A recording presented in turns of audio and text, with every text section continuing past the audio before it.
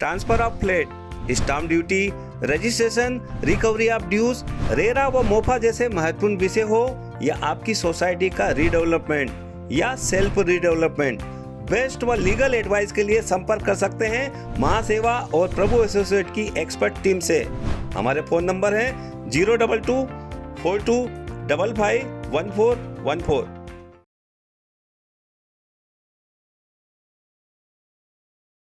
नमस्कार, good evening to all. आप सभी जो प्यारे प्यारे दर्शक YouTube पे देख रहे हैं उन सभी का स्वागत करता हूं मैं, आपका होस्ट और दोस्त सुनील शर्मा, इस खूबसूरत लाइन के साथ में। दोस्तों, ढल जाती हर एक चीज, ढल जाती है हर एक चीज अपने वक्त पर, बस एक प्यार है जो कभी बूढ़ा नहीं होता, बस एक प्यार है जो कभी बूढ़ा नहीं होता। दोस्तों, कोरोना की तीसरी लहर कही जा रही है, दूसरी गई, पहली गई, सभी चीज को ढलना है तो आप सावधानी रखें। जितनी सावधानी रखेंगे और अपने आप से प्यार करें, अपने आसपास जितने लोग हैं उनसे प्यार करें, अपने काम से प्यार करें, तो आपकी पॉजिटिविटी बनी रहेगी और किसी प्रकार का कोविड हो, किसी प्रकार की नेगेटिव विचारधारा नहीं आएगी।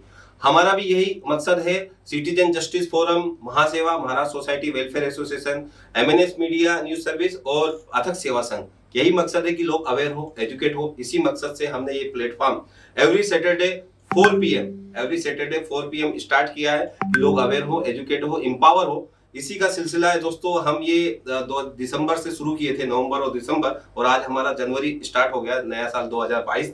तो आप सभी का स्वागत करते हुए हमारा एक खास टॉपिक है आज। तो खास टॉपिक में आपका स्वागत करता हूं। अनिल गलगली जी काफी मुद्दे उठाते रहते हैं, हाल ही में कुछ ऐसे इशू उठाए और अपडेट रहते हैं, लोगों को अपडेट करते रहते हैं। तो अनिल जी, चाहूंगा कि जैसे इन्होंने बताया, आप भी, हम चाहते हैं कि लीडर बने, चुनाव लड़े हैं, ऐसी उम्मीद है हमारी कि आप बड़े चुनाव लड़े, हमारे मित्र हैं, हमारे दोस्त हैं।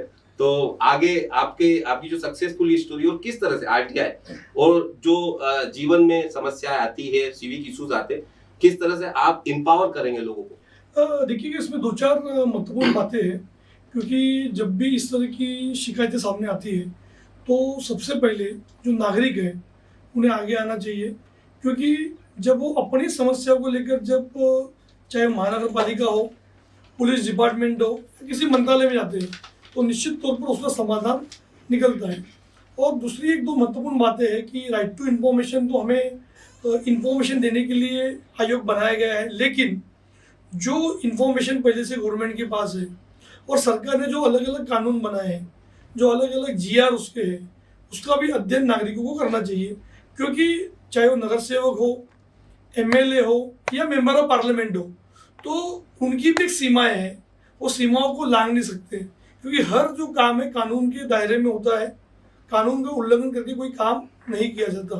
तो सबसे बड़ी महत्वपूर्ण बात है कि हमें कोई विकास का काम करना हो, कोई डेवलपमेंट का काम करना हो, या किसी विषय पर हमें आगे बढ़ना है, तो जरूरी नहीं है कि आपको नगर सेवक बनना है, आमदार बनना है, खासदार बनना है। आपके पास जो हमारे संविधान ने जो हमें अधिकार दिए हैं, जो हमें नागरिकों को जो अपने मौलिक अधिकार है, उसके अलावा जो सरकार ने अलग अलग कानून दिए हैं, उसका अध्ययन करने की ज़रूरत है। लेकिन राइट टू इन्फॉर्मेशन तो एक टूल है। राइट टू इन्फॉर्मेशन से आप क्या कर सकते हो कि जो जानकारी आपके पास दस्तावेज के तौर पर नहीं है, आपको पता है कि फला बिल्डिंग में OC नहीं है, लेकिन OC नहीं आप कैसे प्रूव करोगे? क्योंकि आप मौखिक तौर पर जाएंगे तो कोई आपकी बात नहीं सुनेगा। तो उसके लिए आपको राइट टू इन्फॉर्मेशन के जरिए उस बिल्डिंग को OC है कि नहीं है, उसे दस्तावेज निकालने पड़ते हैं।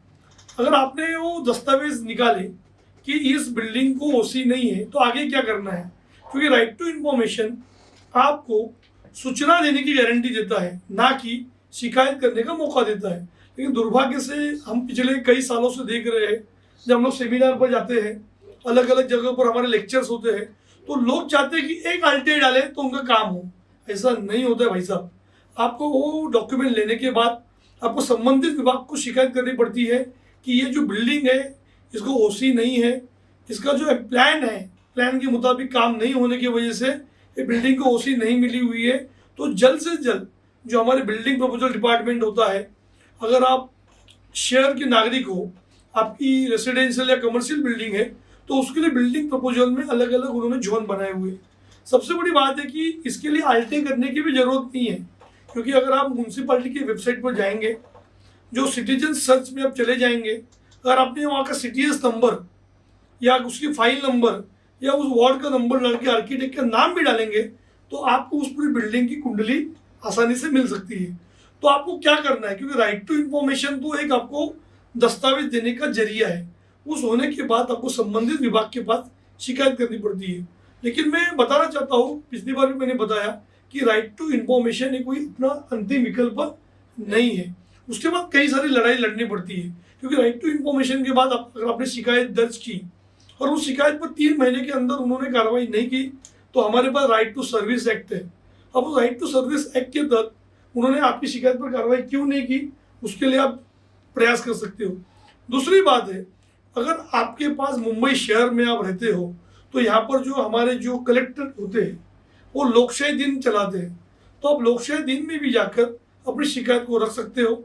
लोकशाही दिन के 3-4 महत्वपूर्ण उसमें मुद्दे इसलिए है कि लोकशाही दिन का जो अध्यक्ष होता है वो कलेक्टर होते हैं और उसके अंडर में अलग अलग महानगर पालिका के अधिकारी आते हैं, डिप्टी म्यूनसिपल कमिश्नर आते हैं, इसके अलावा पुलिस डिपार्टमेंट के भी लोग आते हैं, हर डिपार्टमेंट के अधिकारी वहाँ मौजूद होते हैं। मैं आपको एक सक्सेस स्टोरी इसलिए बताना चाहता हूँ, हमारे मुंबई महानगर पालिका में पहले मंडे को होता है सोमवार, हाँ हर मंडे को, हर महीने तो 2002 में जब हमारे जो संविधान की जो धारा में चेंजिंग किया गया और मुंबई महानगर पालिका हो जहाँ पर 5 लाख से ज़्यादा आबादी है, वहाँ पर प्रभाग समिति की संरचना की गई।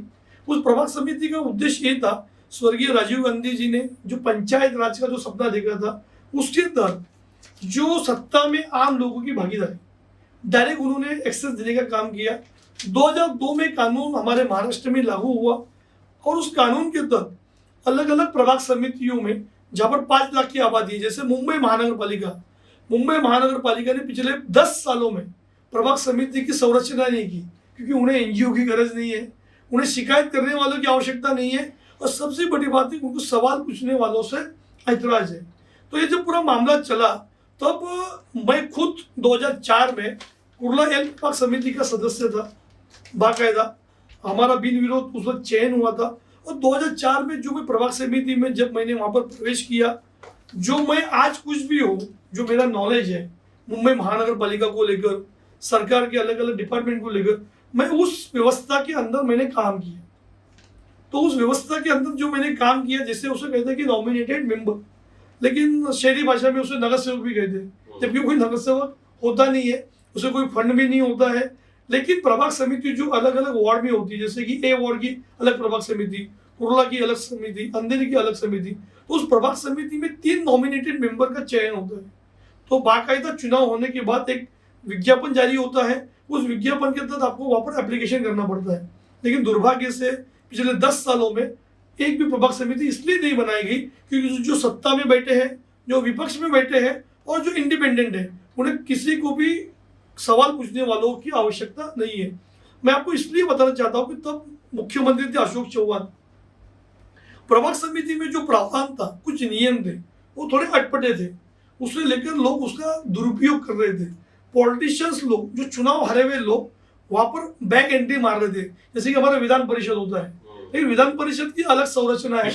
अभी जो राज्यपाल के जो नॉमिनेटेड मेंबरों का जो मसला चल रहा है, वहां पर भी सरकार ने गलती किया कि अपने हारे हुए लोगों को, हम खुद के पार्टी के लोगों को शामिल किया, जबकि जो 12 जो लोग होते हैं उन्हें कला, क्रीड़ा, साहित्य, समाज से जुड़े हुए लोगों की आवश्यकता होती है। जब उसमें नियमों में कुछ गड़बड़ियां थी तो हमने सबसे पहले लोकशाही दिन के माध्यम से हमने उसे पेश किया, वहाँ पर हमारी शिकायत को नहीं सुना गया। फिर हमने दूसरी शिकायत विभागीय आयुक्त के पास की, जो उसका सेकेंड स्टेप होता लोकशाही दिन का, वहाँ पर भी उस पर कार्रवाई नहीं हुई। फिर हमें मौका मिला मुख्यमंत्री के पास जाकर उस शिकायत क्या रखने का। मैं क्यों बताना चाहता हूँ दर्शकों आपको, क्योंकि मुख्यमंत्री को अगर आपको मिलना है आपकी शिकायत को लेकर, तो आपके पास 1, 2, 3 स्टेप है और सबसे महत्वपूर्ण बढ़िया है लोकशाही दिन। कोई पैसा लगता नहीं, कोई चार्जेस नहीं, कलेक्टर सुनवाई करता है, अगर उसने नहीं सुना तो आपको विभागीय आयुक्त जो कलेक्टर के ऊपर होते हैं वो आपकी सुनवाई करते हैं, वहाँ पर एक टोकन नंबर मिलता है और टोकन नंबर आपको संभाल के रखना पड़ता है, क्योंकि जब आप सेकेंड अपील में जाते हो विभागीय आयुक्त के पास तो वहाँ पर आपको टोकन देना पड़ता है। ये मैं कलेक्टर की बात कर रहा हूँ, या अपने यहाँ पर डिप्टी म्यूनसिपल कमिश्नर बैठते हैं और कमिश्नर, जैसे कलेक्टर का एक स्टेप होता है, यहाँ पर डिप्टी म्यूनिसिपल कमिश्नर का एक स्टेप होता है और सेकेंड स्टेप होता है कमिश्नर का। अगर दोनों ने आपकी बात नहीं मानी, दोनों ने आपकी शिकायत पर गौर नहीं फरमाया, तो 3 महीने के बाद आप मुख्यमंत्री के लोकशाही दिन में जाके बैठ सकते हो। मैं सक्सेसफुल स्टोरी इसलिए बता रहा हूँ कि जो काम मुंबई हाईकोर्ट से नहीं हो पाया, हम लोग मुंबई हाईकोर्ट में केस हार गए। जब केस हार गए तो मायूस हुए, पैसे भी चले गए और जो काम होना था वो काम भी नहीं हुआ। फिर हमने सुप्रीम कोर्ट में SLP की, वहाँ तो हम लोग को तो मैटर क्लोज ही कर दिया 1 सेकंड में। फिर मेरे मन में आया कि यार कोर्ट में तो चले गए, चलो लोकशाही दिन का हम लोग इस्तेमाल करते हैं। तो मैंने 1 से 1.5 साल उसका फॉलोअप किया। मुख्यमंत्री अशोक चौहान थे और सबसे बड़ी बात है कि कुछ उसमें भी प्रावधान है। दुर्भाग्य से मुझे उस लोकशाही दिन में बैठने नहीं दिया, लेकिन तो भी मैं वहाँ से हटा नहीं। मैं लोकशाही दिन होने के बाद उसके अधिकारी को मिला, मैंने समझाया कि ये महत्वपूर्ण मामला है और लोकशाही दिन में आ सकता है। मेरी बातों को उन्होंने माना। साबले नाम के अधिकारी थे, बहुत अच्छे अधिकारी थे, और उन्होंने लोकशाही दिन के तहत, भले मुख्यमंत्री ने नहीं सुना, लेकिन उस अधिकारी ने अपने लेवल में मुख्यमंत्री से सम्मति लेकर एक ऑर्डर जारी किया।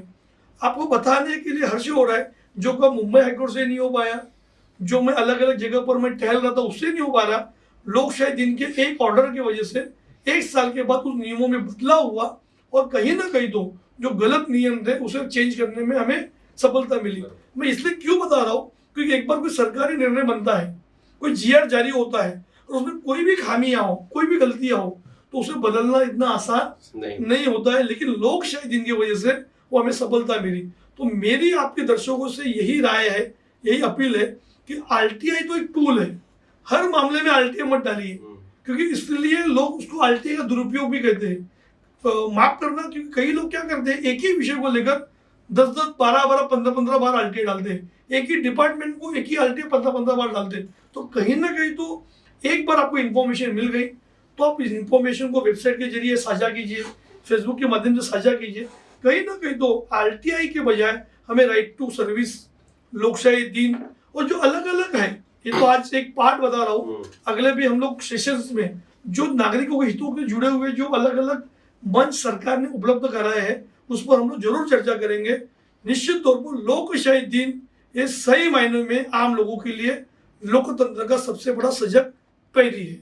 बिल्कुल। और लोकशाही दिन सभी डिपार्टमेंट में मौजूद है और पूरे सिर्फ कलेक्टर नहीं, मुंबई हर एक कलेक्टर में, और पहले सोमवार हर महीने के जो पहला सोमवार होता है और सभी अधिकारी मौजूद होते हैं, वहाँ पे सुनवाई होती है। उसका एक प्रोसेस है, वो प्रोसेस में प्रावधान में आप फिर बैठते हैं तो आपको पात्रता होती है।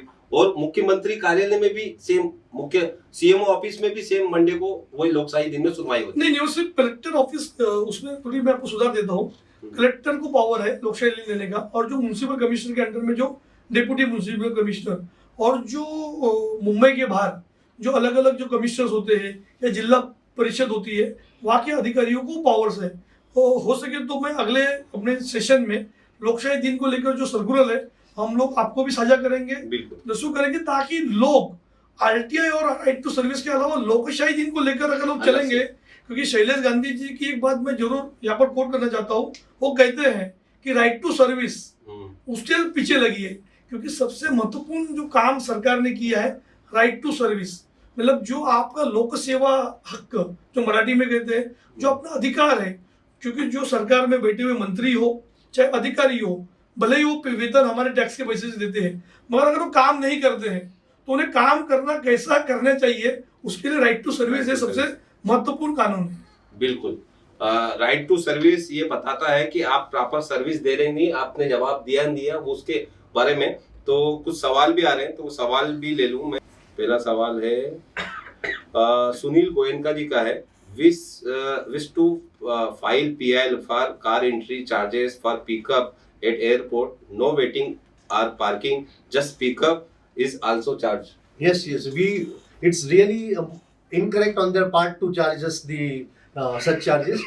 In fact, I would invite you to meet us. We will definitely think over that and assist you to file the PIL. बिल्कुल। आगे के सवाल के लिए मैं चाहूंगा Suleman Bhimani ji, Robert Lewis dear, दोनों का सवाल। How do we get SRA to work against corrupt developers? देखो, ये एक जनरल एलिगेशन होता है करप्ट। वो करप्ट कैसा है उसके लिए पहले आपको इन्फॉर्मेशन कलेक्ट करनी पड़ेगी। आप वो इन्फॉर्मेशन आप लेके आओगे हमारे पास तो हम आपको डायरेक्शन देंगे कि किस तरह से आप उसके ऊपर कार्यवाही कर सकते हैं। और दूसरा मैं आपको बोलता हूँ कि ट्विटर के माध्यम से भी आप MCGM को टैग कर सकते हो और काफ़ी सारे प्रॉब्लम आपके मिनटों और घंटों में सॉल्व हो सकते हैं। तो अनिल गलगली जी ने भी किया, उसके ऊपर काफ़ी उन्होंने एक सेशन भी लिया था मनी लाइफ के अंदर कि ट्विटर कैसा ऑपरेट करने का, यानी माई BMC वॉर्ड जो भी रहता है आपका, समझो अभी मेरा के है तो माई BMC वॉर्ड के लिख दिया और जो भी समस्या है मैंने उसका फोटो निकाल के ट्विटर पे अपलोड कर दिया। आप देखो कि किस तरह से वो काम होता है। हमें सिर्फ क्या है कि भगत सिंह चाहिए, लेकिन हमारे घर में नहीं चाहिए, पड़ोसी के घर में चाहिए। तो जब तक हम खुद भगत सिंह नहीं बनेंगे तब तक ये मुंबई को हम बदल नहीं सकते। तो हमें सबको भगत सिंह बनना पड़ेगा, नहीं कि हम सोचे कि भगत सिंह आए लेकिन पड़ोसी के घर पे आए। तो हमारे खुद के घर में हमें खुद को भगत सिंह बनना पड़ेगा और काफी सारी चीज आज टेक्नोलॉजी के हिसाब से आप सॉल्व कर सकते हैं। मैसेज आ रहे हैं, very much informative session sir, in fact have been fighting for encouragement free footpath in 1980। तो रामकृष्ण रमन जी ने लिखा है, thank you sir for guidance.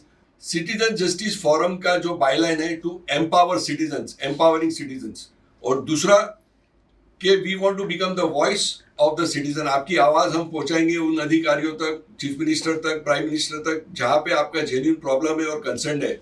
और एक हम सब के पास बहुत बड़ा पावर है और हम सब एक और एक मिलेंगे तो 111 हो जाएंगे और सब साथ में जुटेंगे तो हम लाखों करोड़ों हो जाएंगे। और एक चीज आपको मैं बोलता हूँ, आप लोग सब वीडियो देखते हो लेकिन सब्सक्राइब नहीं करते हो, लाइक नहीं करते हो। आप कमेंट दीजिए, आप शेयर करिए ताकि ये मूवमेंट को हम बड़ी बनाएं। थैंक यू वेरी मच आप तमाम दोनों लोगों का जो खास हमारे इन्फॉर्मेशन। धन्यवाद सर, हमको आप लोगों का धन्यवाद इस तरह से चाहिए कि आपके ज्यादा में ज्यादा फोन हमारे पास आने चाहिए और अगले हफ्ते में कम से कम 100 से 200 एप्लीकेशंस हमारे एडिशनल म्युनिसिपल कमिश्नर के पास पहुंचनी चाहिए कि हमारा ये रास्ता खाली होना मांगता है, ये फुटपाथ खाली होना मांगता है, और उसको फॉलो अप के लिए मैं आपके साथ रहूंगा। याद रखिए, सिर्फ एडिशनल असिस्टेंट कमिश्नर और DMC तक मत रहिए, हमको टॉप मोस्ट आदमी को भी पकड़ना है, इसलिए क्योंकि टॉप मोस्ट आदमी को पकड़ा तो इमीडिएटली काम होता है। नीचे वाले ऊपर वाले के दबाव में रहते हैं, पॉलिटिशियन के दबाव में रहते हैं, इसलिए हम ऊपर वाले को पहले पकड़ेंगे। बिल्कुल। तो सवाल काफी सारे आ रहे हैं लेकिन सवाल हम नहीं लेंगे, क्योंकि ये जो टॉपिक है, ये हमारी जो हस्तियां आती है, ये आगे भी आती रहेंगी। हमारा ये सिलसिला जारी रहेगा हमेशा।